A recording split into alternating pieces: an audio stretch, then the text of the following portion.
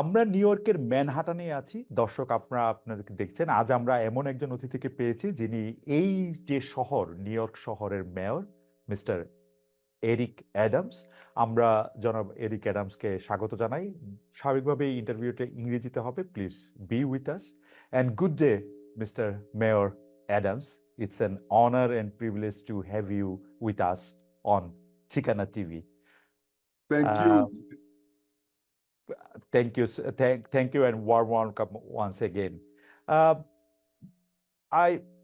I would like to start with the question that Bangladeshi New Yorkers have played a significant role in shaping the city over the decades, from small business to community leadership.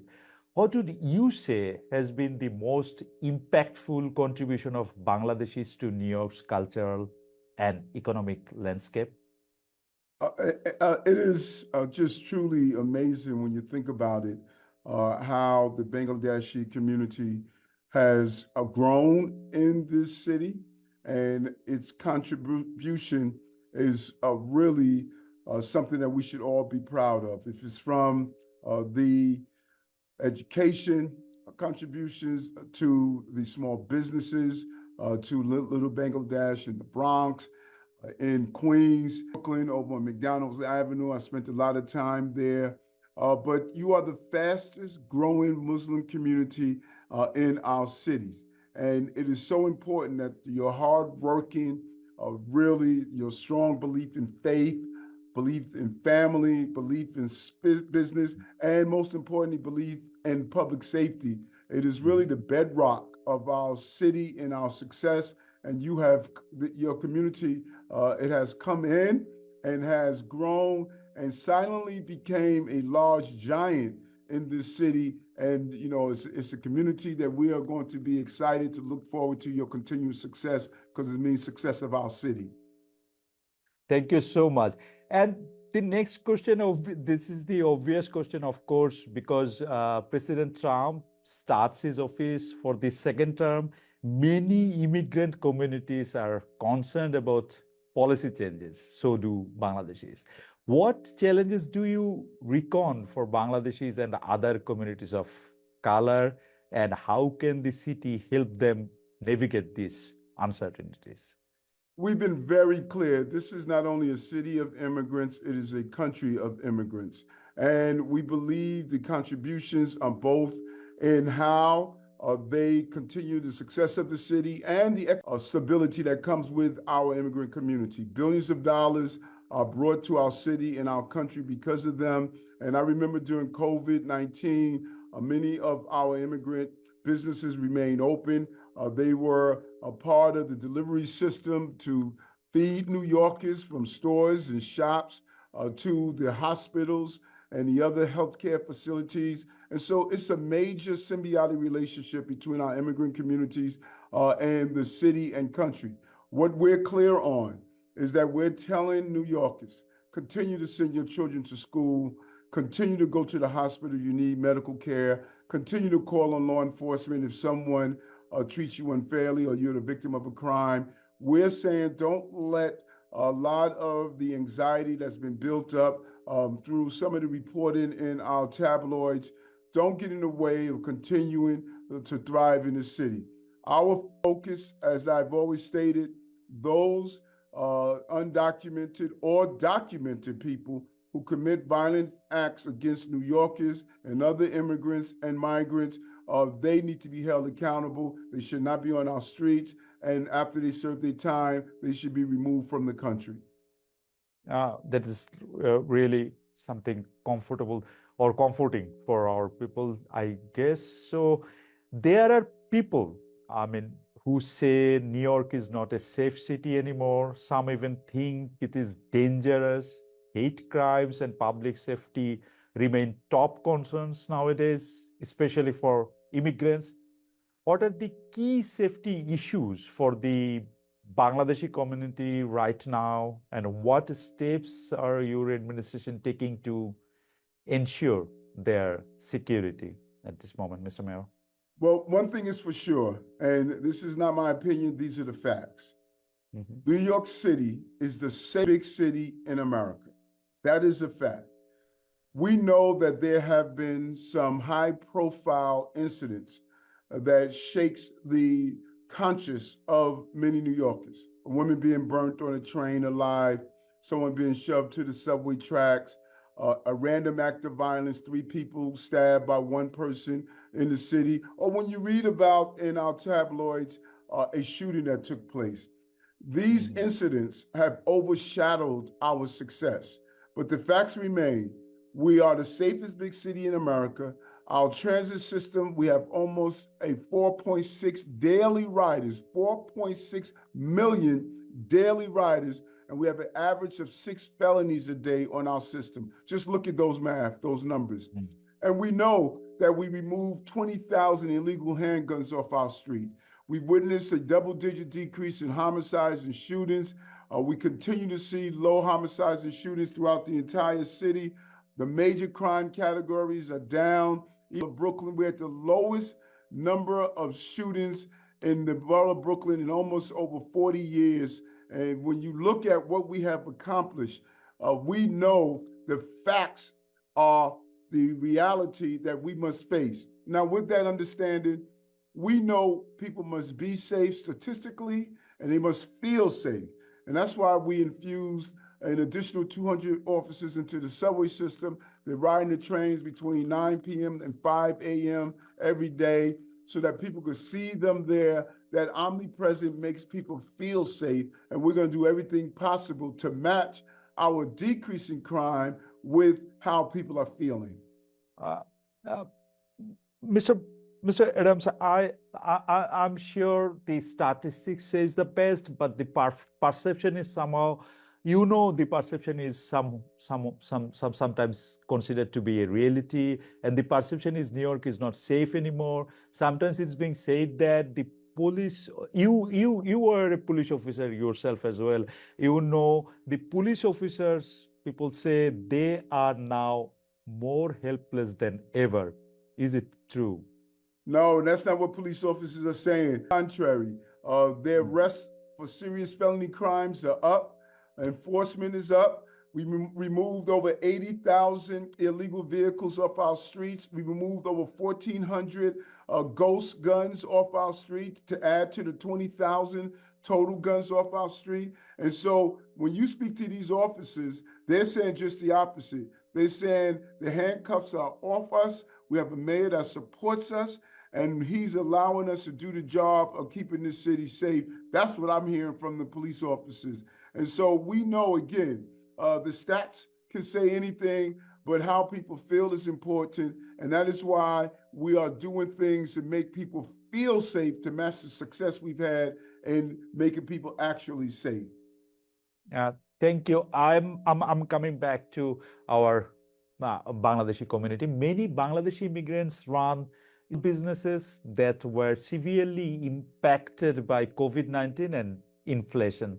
What is the city doing to support immigrant entrepreneurs, and how can these businesses be better integrated into the city's economic recovery? Yeah, and COVID-19 decimated all of our businesses. So many businesses were hurting. Our restaurants, our retail stores, they all had a major impact on how they did businesses. But we have an unbelievable SBS, Small Business Services agency that is forward thinking in the process. And so small businesses have a large impact on the city, creating jobs. 1 out of 5 small businesses that are operating in the city right now started under this administration. We have a record number of small businesses, and that's something that I leaned into for day one.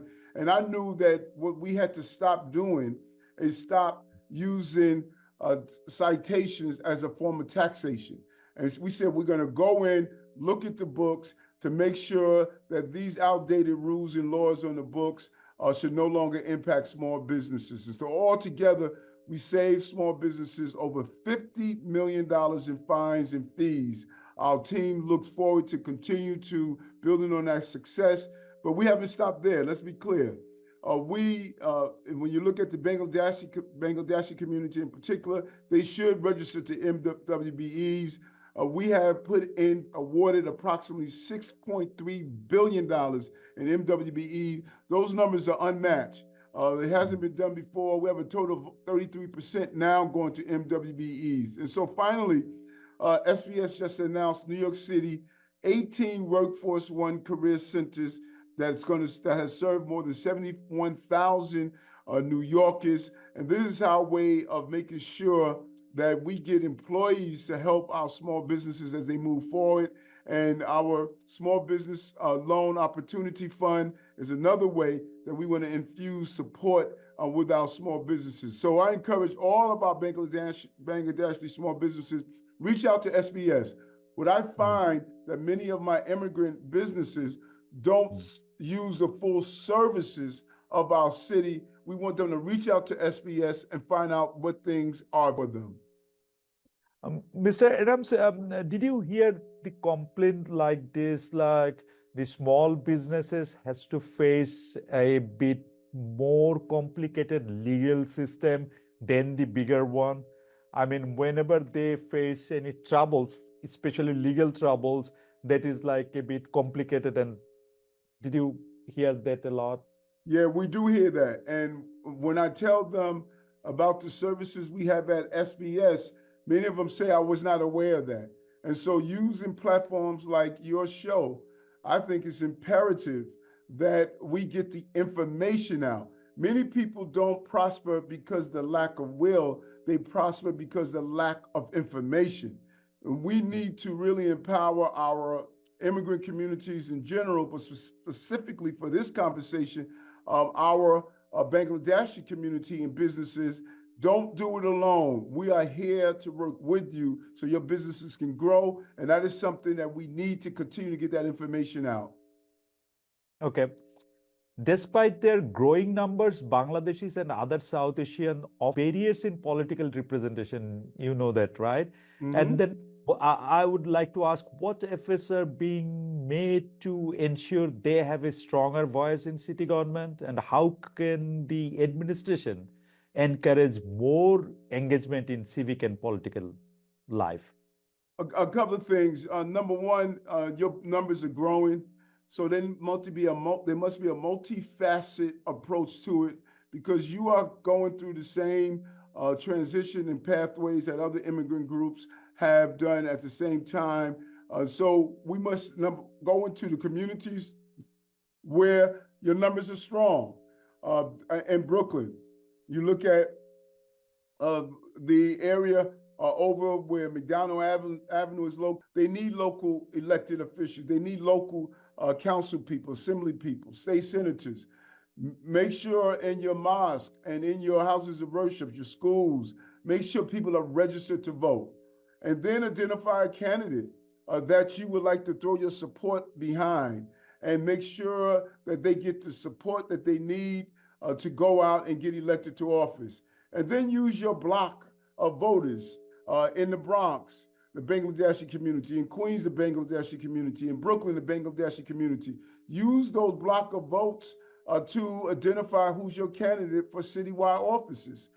The more you coalesce and organize, the more powerful your political strength is. As you see in the city, I'm just proud to have Mira Joshi be the first Indian American deputy mayor, Rick Agarwala, the first Indian American to be a commissioner in environmental protection, or your own, Mir Bashar. He's my chief administrative officer. He's the Bangladeshi in City Hall. He controls the personnel in the movement. And so it is crucial that get engaged, but also organize your team of individuals in your community. Use your numbers for voting strength and power. Mayor Adams, thank you so much for your remark and kind words. We are almost in the end, but would you like to say something in general to our viewers? And I would like to invite you anytime to any of our places to have some tea, coffee, or anything you want, any Bangladeshi food, if you dare to try it.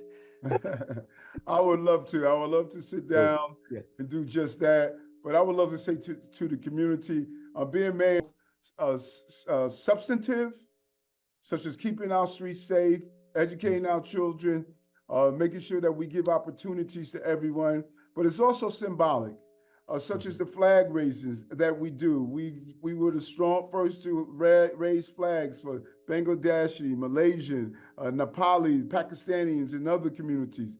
Hosting events at Borough Hall. I'm hosting events at Gracie Mansion, I should say, allowing the community, the Bangladeshi community, to come in and see the symbolism of why I acknowledge the existence and presence of the community. So I'm going to do the role of the substantive part of being mayor and the symbolism part of being mayor. And I think together is going to allow your community not only to see the opportunities that are available, but to reach the opportunities at the same time. Thank you so much, Mayor Adams. Ladies and gentlemen, Mr. Eric Adams for you. And আমি আমার দর্শকদের অনেক ধন্যবাদ জানিয়ে এবং mister Eric অ্যাডামসকে অনেক ধন্যবাদ জানিয়ে আজকের এই ইন্টারভিউ অনুষ্ঠান এখানে শেষ করছি। Thank you so much. Thank you. Take care.